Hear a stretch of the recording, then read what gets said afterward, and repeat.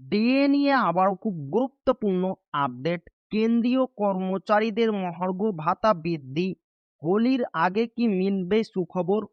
তো ভিডিওটি 1 সেকেন্ডের জন্য স্কিপ করবেন না, পুরোটা দেখবেন। চ্যানেলে নতুন হয়ে থাকলে অবশ্যই চ্যানেলটিকে সাবস্ক্রাইব করবেন এবং আমাদের পাশে থাকবেন। তো ভিডিওটি শুরু করা যাক। কেন্দ্রীয় সরকারি কর্মচারীদের জন্য 2026 সালের জানুয়ারি-জুন মেয়াদের মহার্ঘ ভাতা ডিএ বৃদ্ধির গুঞ্জন শুরু হয়েছে। বর্তমানে কর্মীরা 58% ডিএ পাচ্ছেন এবং আসন্ন দফায় তা আরও 2% বৃদ্ধি পেয়ে 60% হওয়ার সম্ভাবনা রয়েছে। সপ্তম বেতন কমিশনের মেয়াদ গত 31শে ডিসেম্বর শেষ হওয়ার পর এটিই হবে প্রথম ডিএ সংশোধন। তবে উৎসবের আগে এই ঘোষণা হবে কিনা তা নিয়ে সংশয় তৈরি হয়েছে।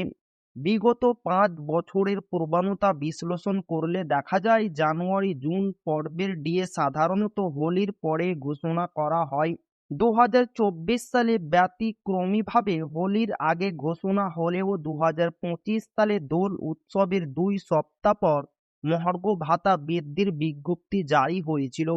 চলতি বছরও হোলি মার্চের শুরুতে হওয়ায় মন্ত্রিসভার সিদ্ধান্ত উৎসবের পরে আসার সম্ভাবনাই বেশি।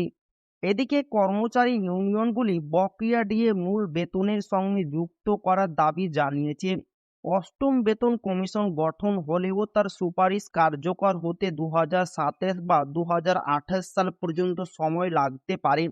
আপাতত 1 জানুয়ারি 2026 থেকে কার্যকর হতে চলা এই সম্ভাব্য 2% বৃদ্ধির আনুষ্ঠানিক ঘোষণার জন্য কর্মচারীদের আরও কিছুদিন অপেক্ষা করতে হতে পারে।